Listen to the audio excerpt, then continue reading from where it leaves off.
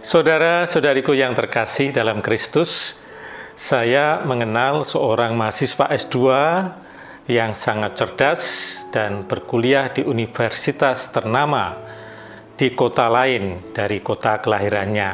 Maka dia harus kos di satu keluarga. Kebetulan keluarga ini keluarga Katolik, punya satu anak tunggal, seorang gadis. Mahasiswa ini berelasi dengan baik dengan keluarga itu, tetapi tentu relasinya sebagai anak kos dan sebagai semacam majikan, ya, karena dia harus membayar uang kos setiap bulan. Tetapi setelah dia lulus dan mendapat pekerjaan yang baik, dia melanjutkan relasi dengan putri tersebut, pacaran dan akhirnya menikah. Pernikahan ini mengubah relasi mahasiswa ini yang sudah bekerja dengan keluarganya. Orang tua dari gadis ini bukan lagi pemilik yang kemudian dia harus membayar, tetapi menjadi bapaknya, menjadi ibunya.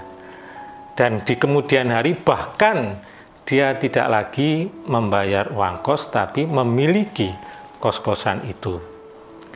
Demikian juga relasi para murid dengan Allah Bapa. Para murid awalnya melihat Bapa Allah itu jauh, sebagai Allah yang jauh. Berkat kehadiran Tuhan Yesus, anak Bapa, relasi itu berubah. Kenapa? Karena para murid percaya dan mencintai Yesus, seperti yang dikatakan dalam Injil hari ini.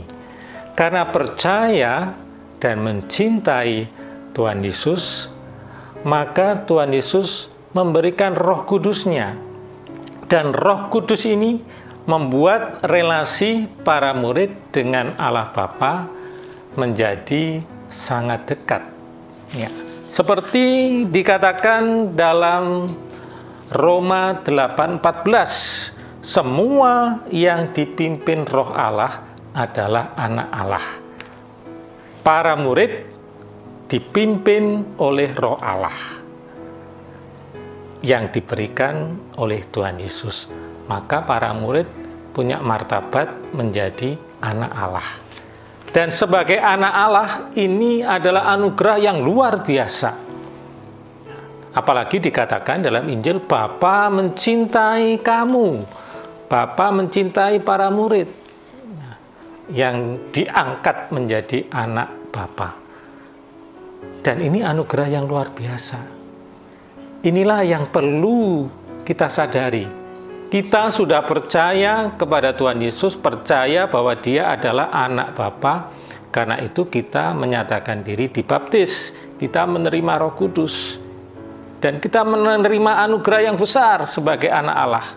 Kita mau minta apapun dalam nama Yesus kepada Allah Bapa kita akan dikabulkan.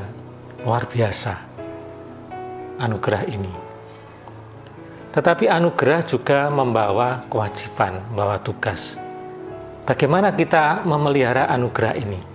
Apakah kita menyia-nyiakan? Yang pertama-tama, saudara-saudariku yang terkasih, kita harus selalu sadar bahwa kita ini anak-anak Allah dan hidup menurut martabat anak Allah. Bagaimana kita sadar? Ya harus kita setia mengikuti Ekaristi, membaca firman Tuhan. Kalau kita membaca firman Tuhan hari ini, kita diingatkan, oh iya ya, aku ini anak Allah. Kalau kita merayakan Ekaristi, kalau kita berdoa Bapa kami, oh Allah itu Bapakku. Jadi kita dengan doa-doa kita, dengan merayakan sakramen-sakramen, kita diingatkan martabat kita yang istimewa, relasi kita. Yang kedua, kita juga punya tugas. Menjadi anak Allah itu juga berarti menghadirkan martabat sebagai anak Allah. Enggak mungkin kita mengklaim, oh aku ini anak Allah, tetapi perbuatan-perbuatan kita itu jahat. Kita membenci sesama, kita memfitnah, kita menyakiti hati sesama. Kita harus mengasihi sesama kita. Kita harus mengasihi Bapa kita. Kita harus mengasihi Yesus dengan kekuatan Roh Kudus, sehingga kita layak disebut anak-anak Allah. Dan dengan demikian, saudara-saudariku yang terkasih, kita menerima keselamatan dan membawa keselamatan bagi sesama berkat bimbingan Roh Kudus yang hari ini kita rayakan dalam novena Roh Kudus yang kedua. Kita mohon supaya Roh Kudus yang ada dalam diri kita menyadarkan kita terus sebagai anak-anak Allah dan menyadarkan kita untuk melakukan kewajiban kita sebagai anak Allah, yaitu mencintai sesama dan Allah sendiri. Tuhan memberkati.